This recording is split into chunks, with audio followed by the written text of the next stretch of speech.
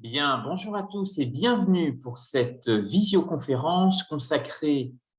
à l'hydrogène et la ruée vers l'éco-aviation que nous allons explorer ici en Bretagne, à Saint-Grégoire. Nous allons marcher sur les pas d'un inventeur rennais, Arthur William Lott. Nous allons revenir ensemble et découvrir son parcours et imaginer comment ces découvertes pourraient encourager demain un rôle tout à fait novateur, pionnier pour Saint-Grégoire, pour sa relation avec le canal et ériger ce territoire en véritable Venise de l'hydrogène et des taxis volants dans le pays de Rennes.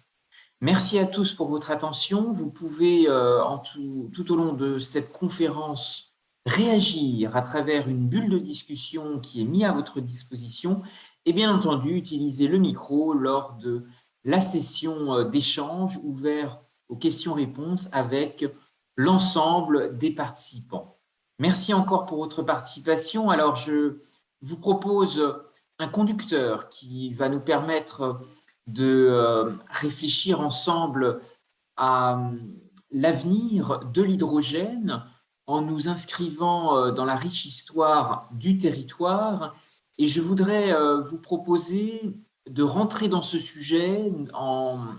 utilisant le prisme d'un jumelage. Un jumelage méconnu, vous savez que de l'autre côté de l'Atlantique, il existe une municipalité, Saint-Grégoire, et même une montagne, Mont-Saint-Grégoire.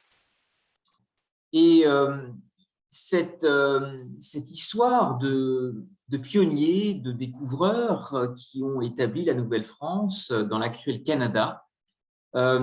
dispose de chemins de mémoire extrêmement riches avec la Bretagne, avec l'Ille-et-Vilaine. Pas seulement à Saint-Malo, mais aussi dans tout l'arrière-pays, dans les terres.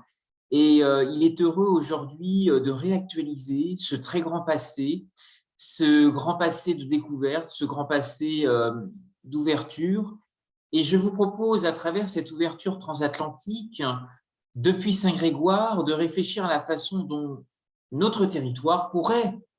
redevenir un carrefour à la découverte d'autres cultures. Si nous parlons d'éco-aviation aujourd'hui, effectivement, il est intéressant de se plonger dans les temps pionniers qui ont à la fois marqué de grandes épopées en Bretagne, mais aussi de l'autre côté de l'Atlantique au Québec. Et puis regarder comment finalement, en ce qui concerne les énergies du futur, alors l'hydroélectricité au Québec qui est l'une des pépites de cette belle province, mais en Bretagne aussi, il y a, avec l'avenir de l'hydrogène, de très grands destins industriels à imaginer avec les filières agroalimentaires, avec les énergies du futur, avec les sciences du vivant, avec la botanique et avec les filières de nutrition santé, biotech également, parce que vous savez que des projets extrêmement pionniers sont en train d'émerger pour produire notamment de l'hydrogène à base d'urine de porc, ce qui est quelque chose qui est extrêmement intéressant par rapport à la filière porcine bretonne. Alors, lorsqu'on parle d'éco-aviation, lorsqu'on réfléchit demain effectivement à l'économie circulaire, à ce croisement entre les filières, il faut imaginer un jumelage des éléments entre ciel et mer. Vous savez que les temps pionniers de l'aviation sont nés dans des hangars à bateaux avec les premiers hydravions en bois et en tissu. Et ce qui illustre aujourd'hui de manière extrêmement intéressante la place que peuvent jouer à la fois des plans d'eau, mais aussi le canal qui relie Rennes à Saint-Grégoire et qui pourrait aussi être une voie passante extrêmement intéressante pour imaginer de nouvelles formes de mobilité. Et puis, dernier axe pour ce fil conducteur, c'est de réfléchir ensemble à un jumelage des symboles autour de la dimension silencieuse et éternelle de l'hydrogène, l'un des corps les plus légers de l'univers, et l'audace de la conquête du ciel, venue perturber ce qui semblait à jamais imperturbable. Alors, marchons sur les pas des pionniers, des inventeurs, de ces découvreurs bretons qui ont été extrêmement précurseurs. Et je voudrais, à ce titre, vous parler d'un personnage méconnu, mais qui mérite d'être redécouvert, Arthur William Lott, qui a été un très grand acteur également du mouvement sportif, puisqu'il a été l'un des piliers fondateurs du Stade Rennais, dans lequel il s'est beaucoup impliqué.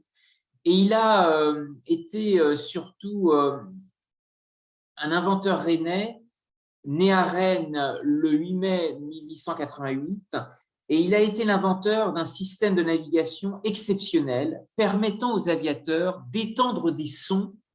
à très grande distance. Et ça, c'est quelque chose qui est assez extraordinaire. Il est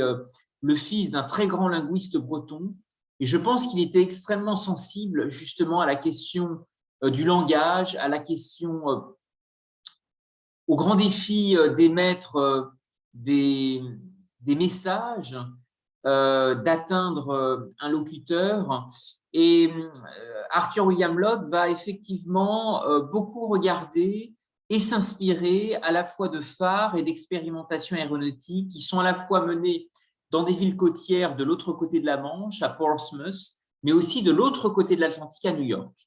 Et il s'intéresse à la manière dont finalement des phares émettent des signaux à très grande distance, et il s'interroge à la façon dont finalement un système plus ou moins similaire pourrait être imaginé pour des aviateurs, en particulier face aux conditions extrêmes de l'aviation.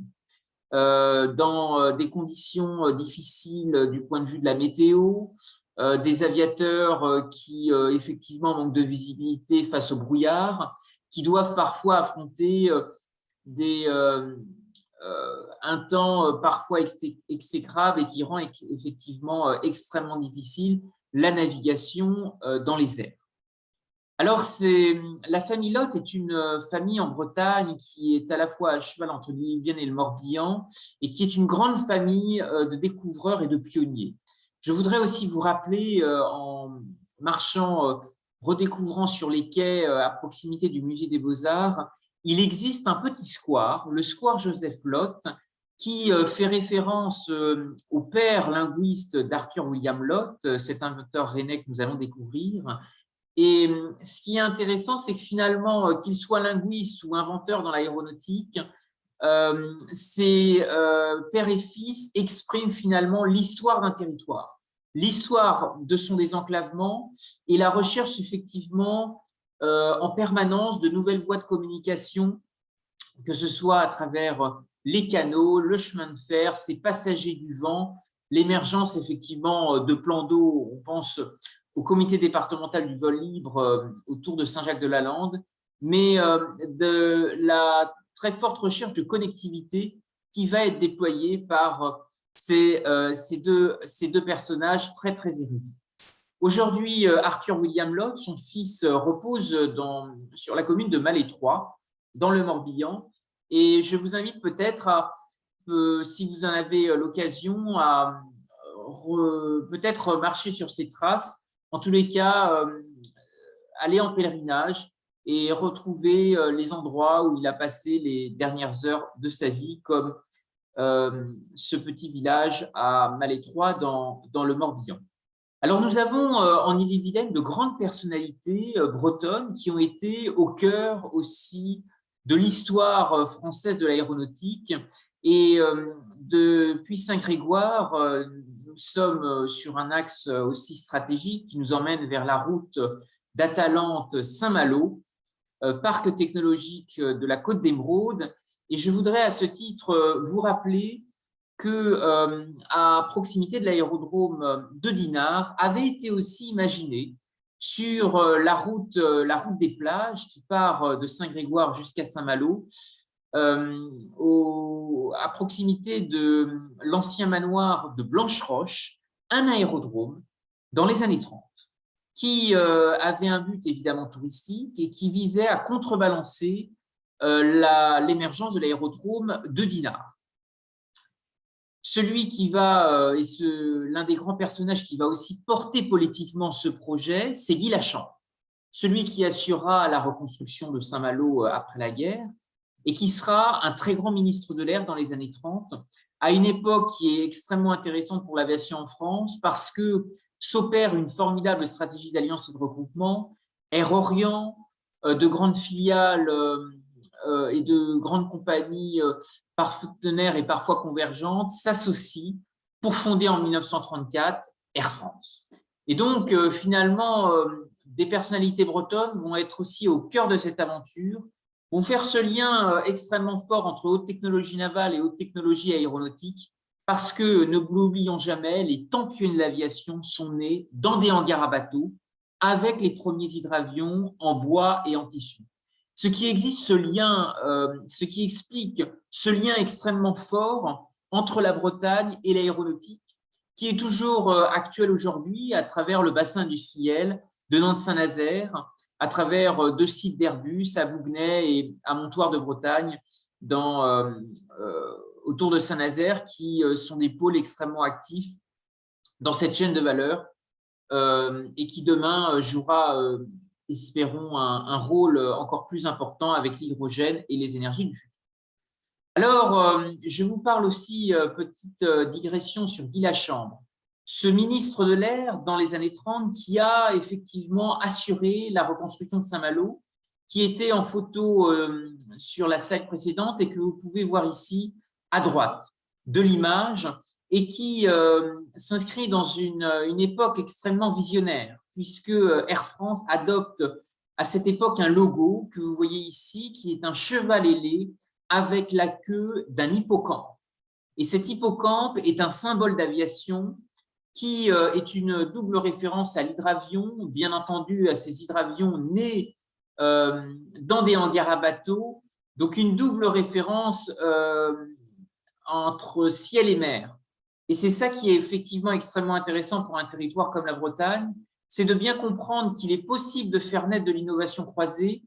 en alliant des défis qui sont à la fois liés à la mer, mais aussi à l'aéronautique, au ciel. Et c'est un enjeu extrêmement fort de prospective parce que c'est d'une certaine façon une forme d'économie circulaire. C'est réfléchir à des fertilisations croisées, des innovations qui peuvent fertiliser une chaîne de valeur extrêmement intéressante, de savoir-faire créatif, d'ingénierie de projet et de gouvernance de territoire extrêmement ambitieuse. Alors, de grands pionniers de l'aviation transmanche, nous en avons connu de nombreux. Je voudrais ici vous citer en photo celui que vous voyez apparaître, c'est Félix Dutemple, avec son frère Louis, qui en 1857 va faire décoller un premier avion motorisé à échelle réduite. Vous avez en photo ici de représenter ce schéma qui est le premier brevet à l'époque qu'il a déposé et qui est une formidable inspiration de biomimétisme, puisque vous voyez que Félix Dutemple, en réalité, s'inspire du vol des oiseaux et par ce biomimétisme, imagine un véhicule nomade en vol libre. Ce qui va peut-être amener demain Saint-Grégoire à réfléchir à une nouvelle relation transatlantique. Vous savez qu'il existe, comme je vous l'indiquais en introduction, une municipalité de l'autre côté de l'Atlantique, au Québec, qui s'appelle également Saint-Grégoire. Et nous avons la chance aussi d'avoir au Canada une montagne, Mont-Saint-Grégoire. Et si les chemins de mémoire sont aussi riches entre la Bretagne et le Québec, eh bien, peut-être que demain, de nouvelles industries pourraient être encouragées dans les industries du futur. Surtout que l'actuel Premier ministre du Québec, François Legault, a été l'un des cofondateurs de la compagnie Air Transat. D'où l'intérêt, effectivement, de débattre aujourd'hui de ce sujet de l'autre côté de l'Atlantique, à un moment où une coopération entre Bombardier et Airbus a permis de faire naître des monocouloirs A220 extrêmement positionnés pour tirer leur épingle du jeu dans les énergies propres. Et Bombardier qui fabrique, vous savez, de nombreux trains, les TER en Bretagne sont des trains Bombardier, eh bien, finalement, cette grande entreprise de transport qui s'est alliée avec Airbus pourrait certainement développer peut-être des liens, d'imaginer demain des dynamiques collaboratives avec des grands donneurs d'ordre, des sous-traitants en Bretagne. Nous avons eu de grandes sagas industrielles dans le domaine de l'aviation et je voudrais vous citer notamment sur la côte d'Émeraude, du côté de Dinard, une grande entreprise que beaucoup d'entre vous connaissent peut-être, qui est Rousseau Aviation et qui a tracé sur son site Liège aussi une chaîne de valeur extrêmement intéressante puisqu'il existe toujours à Dinard des entreprises extrêmement actives, pas seulement dans l'aéronautique, mais aussi dans le spatial, ce qui est aussi une industrie d'avenir extrêmement importante en lien avec le secteur des télécommunications, l'économie numérique, les filières de la mer qui sont extrêmement importantes avec les Côtes d'Armor et le Finistère. Je pense en particulier à Pleumeur-Vaudou et à la French Tech qui rayonnent jusqu'à Brest. Alors, j'ai voulu préparer cette conférence en marchant effectivement dans l'histoire de pionniers, de découvreurs. L'aviation a été un sujet qui m'a beaucoup intéressé en réalisant des recherches sur les traces de mon arrière-grand-père qui était bijoutier horloger dans la baie du Mont-Saint-Michel. Et vous avez ici en photo l'emplacement historique de cette bijouterie-horlogerie qui était située dans la grande rue d'Estuard et qui va très tôt développer une véritable passion pour l'innovation. Si j'avais à vous résumer en une phrase l'état d'esprit de cette bijouterie-horlogerie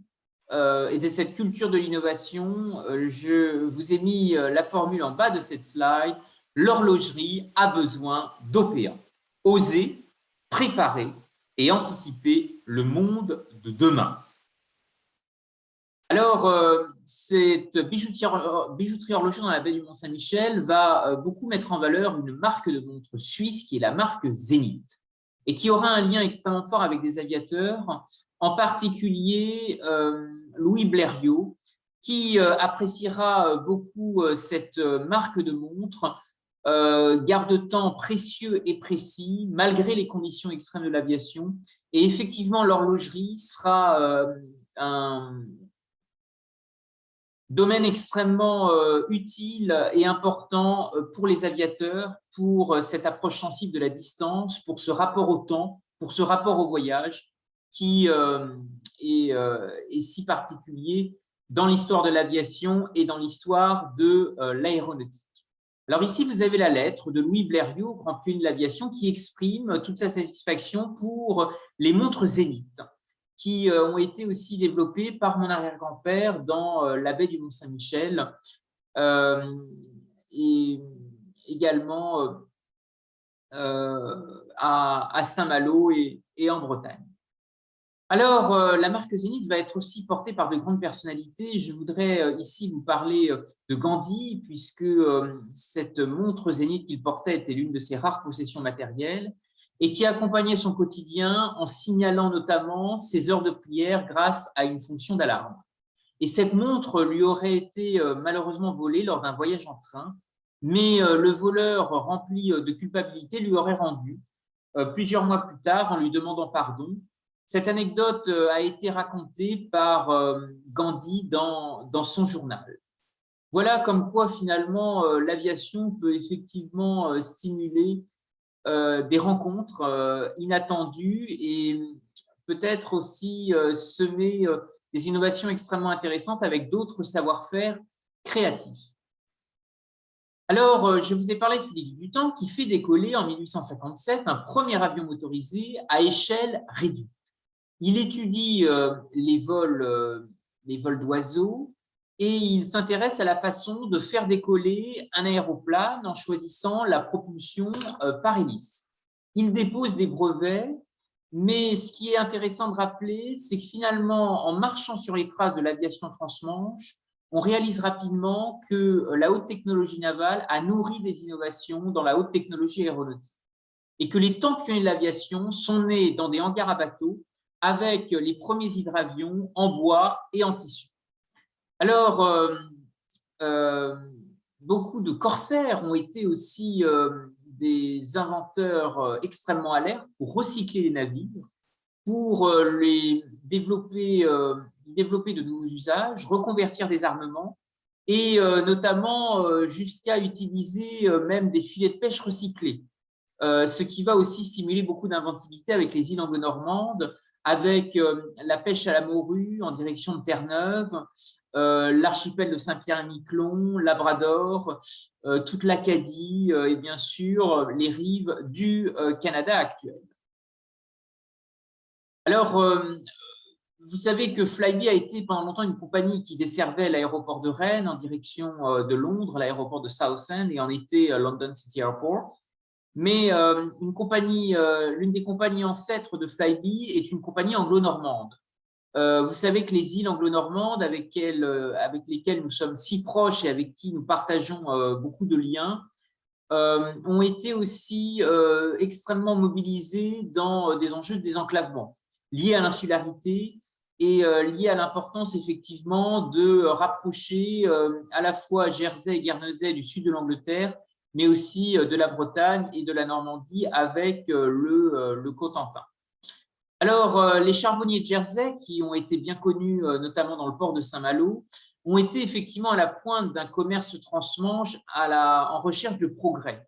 Et il est vrai que finalement, la marine, les besoins de l'industrie navale va aussi stimuler fortement la recherche de nouvelles énergies, l'utilisation de la fée électricité, encouragée et stimulée par de grandes expositions, en particulier la grande exposition nationale qui se déroulera à Nantes en 1924. Et finalement, l'agenda extrêmement ambitieux de la Commission européenne aujourd'hui sur l'hydrogène, le Green Deal, est certainement l'expression d'un nouvel élan industriel pour l'Europe. Vous avez ici effectivement la manière dont est envisagé cet agenda jusqu'en 2030,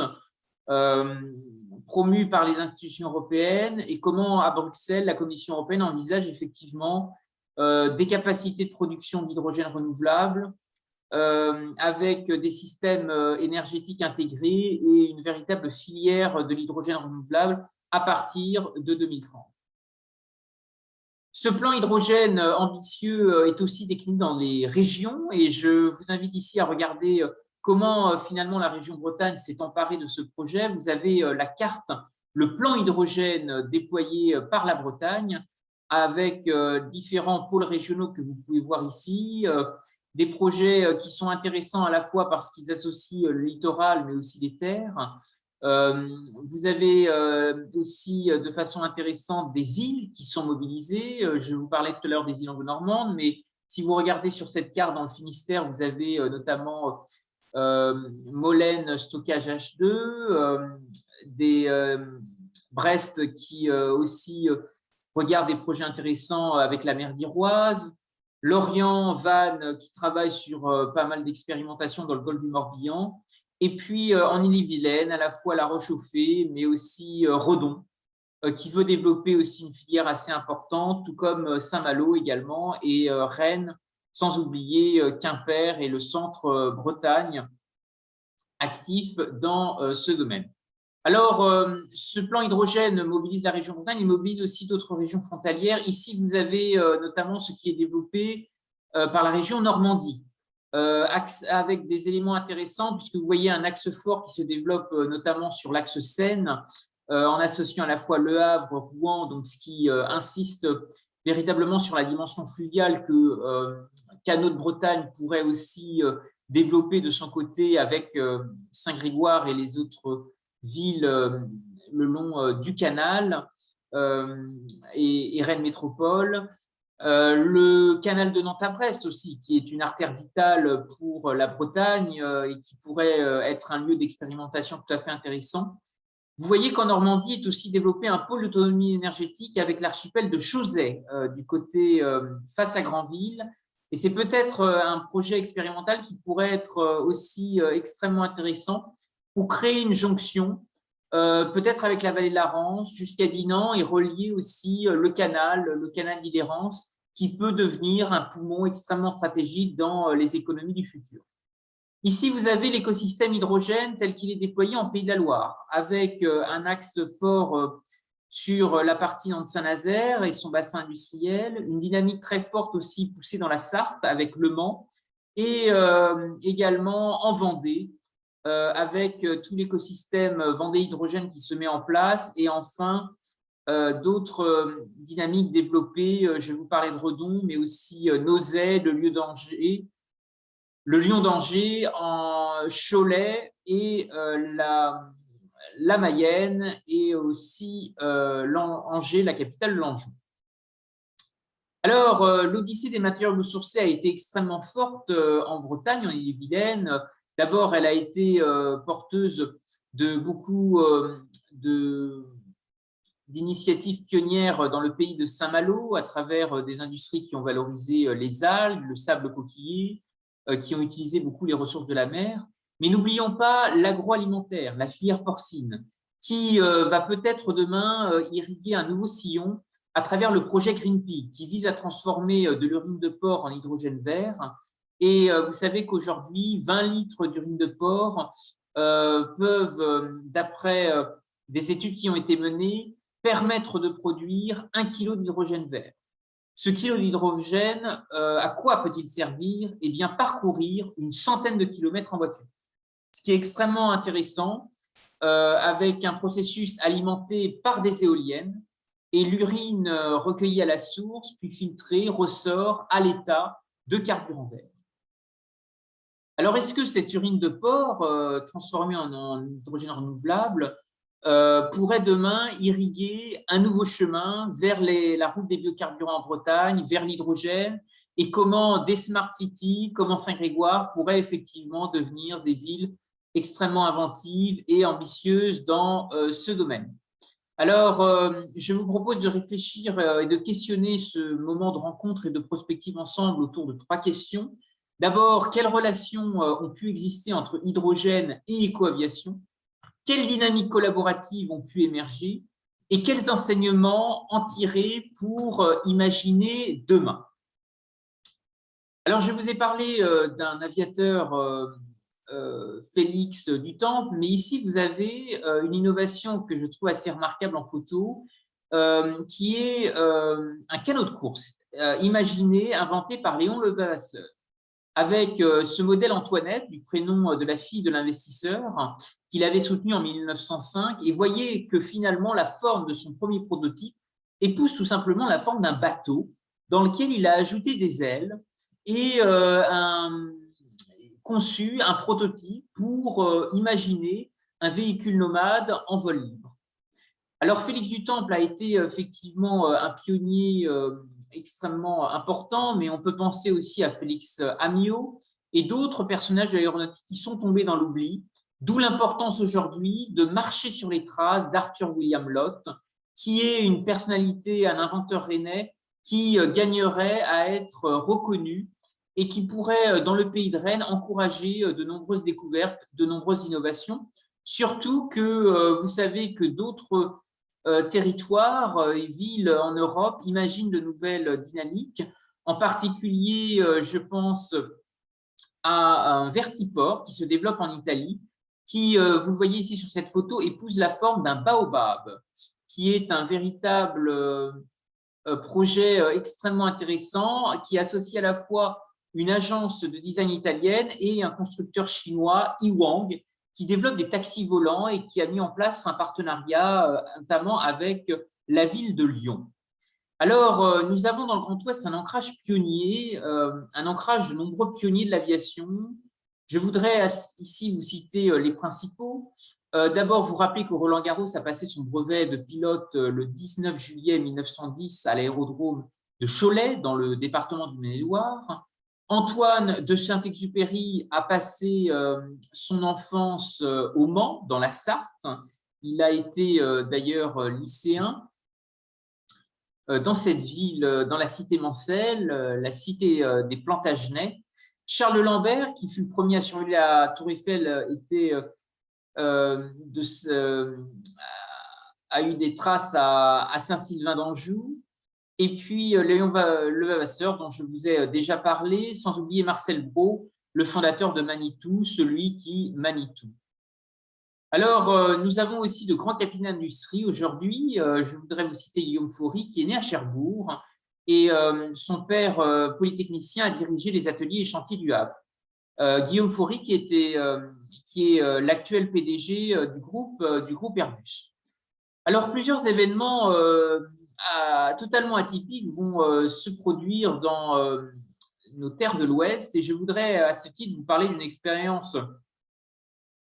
tout à fait inattendue qu'on a appelée le Noël de la fabrique de parachutes, puisque une société basée du côté de Cholet, l'Aviorex Dreyfus, a ouvert en 1938 une unité et va beaucoup recruter des femmes ouvrières dans le secteur du textile. Et lors d'un Noël, on va réaliser qu'avec des chutes de tissu, il est possible de réaliser des ballons, et en particulier des ballons dans lesquels il va être imaginé de gonfler ces ballons avec de l'hélium. Et si il est possible de gonfler ces ballons avec de l'hélium, il est possible de transporter du gaz. Et c'est ce qui va être une véritable révolution dans ces industries, ces usines à la campagne, ce grand passé textile qui a marqué le Grand Ouest, en particulier le Choletais, puisque finalement des filateurs de tissus industriels, aussi bien des imprimeurs de tissus utilitaires, vont s'intéresser à la façon dont des toiles peuvent être réutilisées et peut-être permettre aussi demain d'accompagner l'aviation. Vous savez que Roland Garros a passé son brevet d'aviateur à Cholet, et donc les filières du textile vont aussi beaucoup aider des industriels, des pionniers dans de nouvelles épopées et de nouvelles aventures. Alors, vous avez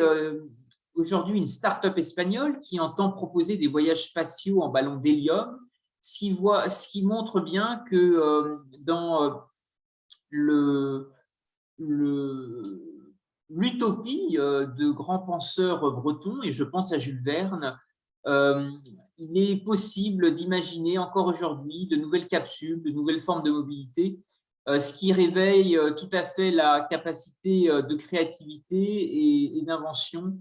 de notre territoire, surtout que si l'hydrogène fait partie aujourd'hui des alternatives pour encourager l'éco-aviation et une offre de transport écologique, il existait déjà dans les années 60 de nombreux projets développés à Saint-Nazaire et aussi à Cherbourg, en particulier par l'intermédiaire de la société Air Liquide qui avait exploré des mélanges de gaz, de l'air, en particulier en utilisant de l'hélium. Et cette entreprise faisait déjà tourner dans les années 60 des véhicules et des bus expérimentaux qui fonctionnaient avec des gaz liquéfiés. Alors, l'ouverture maritime est intéressante. Vous savez que des pistes futuristes ont aussi été explorées, à la fois dans le domaine de l'optimisation de transport de méthane, en chargeant des méthaniers vides sur le chemin du retour en CO2, pour produire dans les zones exportatrices, notamment le Qatar et le Golfe Persique, des agrocarburants de troisième génération de type microalgues. Alors, nous avons en Ille-et-Vilaine, avec le projet Énergie Observer, une dynamique hydrogène tout à fait intéressante, et peut-être que d'autres dynamiques comme celle-ci pourraient inspirer justement des innovateurs et des porteurs de projets innovants, surtout que l'hélium est aussi un axe de recherche extrêmement important qui intéresse aussi beaucoup les Qataris, de nombreux exportateurs de gaz naturel liquéfié, et qui envisageraient de développer des transferts de technologie avec des Européens. Ce qui montre qu'aujourd'hui, si tous les pays du monde peuvent fabriquer des gaz liquéfiés, il y a certainement des recherches, des dynamiques d'innovation à réinventer, et sans doute également de nouvelles alchimies inédites à trouver pour rapprocher des filières qui, encore aujourd'hui, ne se regardent pas. L'hydrogène et le stockage de l'énergie a beaucoup de potentiel et d'avenir, avec des pépites, des startups en gestation, et de grands donneurs d'ordre industriels. Je pense à Airbus en particulier, qui travaille notamment sur Pop-Up, un prototype de capsule volante qui envisagerait de transporter des passagers sur des très courtes distances. La structure en carbone de ce prototype est notamment conçue et en partie réalisée à Bougnay, en Loire-Atlantique, mais il existe une centaine de projets similaires qui est menés dans le monde et Airbus ne veut pas rater le coche. Je vous ai parlé avec le Vertiport et le partenaire italien de la démarche chinoise développée par Iwang 184. Et puis, dans les villes du Golfe Persique, dans ces grandes capitales comme Dubaï, une moto volante développée par la police qui est peut-être aussi peut répondre à des besoins en matière de sécurité civile ou tout simplement des besoins aussi pour équiper des polices municipales comme ici à Saint-Grégoire. Et puis en Amérique du Nord, aux États-Unis, au Canada, de nombreuses initiatives aussi de taxis volants qui font parler d'elles, qui associent de grands constructeurs, y compris Porsche. Alors, est-ce que pragmatisme écologique et pragmatisme économique pourraient aussi permettre l'arrivée peut-être d'une éco-compagnie sur la Côte d'Émeraude, parce que finalement, Guy Lachambre, qui a assuré la reconstruction de Saint-Malo, avait été aussi un très grand ministre de l'air? Eh bien, c'est l'occasion d'en débattre aujourd'hui et d'aller encore plus loin à travers cette relation avec le canal d'Île-et-Rance, et de regarder comment effectivement Saint-Grégoire, sur la route des plages, pourrait être aussi une formidable vitrine qui associerait Rennes et Saint-Malo, qui associerait le territoire rhénat-Talente dans de nouvelles dynamiques, de nouvelles capacités à attirer des investisseurs, des porteurs de projets innovants et internationaux, en nous ralliant autour d'un enjeu fort pour le territoire qui est de décloisonner l'innovation. Il y a encore trop de projets en Bretagne qui fonctionnent totalement en silo, où l'innovation ne circule pas, reste extrêmement figée, et il est important de trouver de nouvelles passerelles, de nouvelles connectivités avec des porteurs de projets innovants. A été identifié à ce titre pour cette conférence un porteur de projets innovants nord-américain qui a mis en place un projet tout à fait remarquable dont vous avez ici une présentation et qui recherche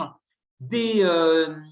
transferts de technologie, des investisseurs en Bretagne qui souhaiteraient aussi s'associer avec des acteurs de la mobilité urbaine. Pourquoi pas JC-Deco, pourquoi pas Veolia Transport, pourquoi pas Keolis, pourquoi pas la RATP qui gère aussi le téléphérique et le tramway de Brest et le système de transport. Vous avez ici le nom de son projet qui s'appelle FlyUp, qui est tout à fait récent car fondé en 2018 et qui voudrait imaginer de nouvelles formes de véhicules nomades en vol libre qui pourraient être expérimentés ici à Saint-Grégoire, le long du canal, faire vivre le site Robinson, développer aussi de nouvelles alchimies et de nouveaux partenariats à l'international pour faire rayonner la Bretagne vers le monde en relation avec l'Atlantique. Il y a une relation québécoise certainement à trouver avec les composantes et les filières de l'aéronautique très actives là-bas et renouer avec la grande histoire que nous avons pu connaître sur les pas de l'inventeur William Lotte. Alors, libérer les taxis, comment imaginer demain des taxis volants? Est-ce que c'est une idée ancienne? En réalité, cette idée de faire évoluer l'offre de transport à la demande est née dans un rapport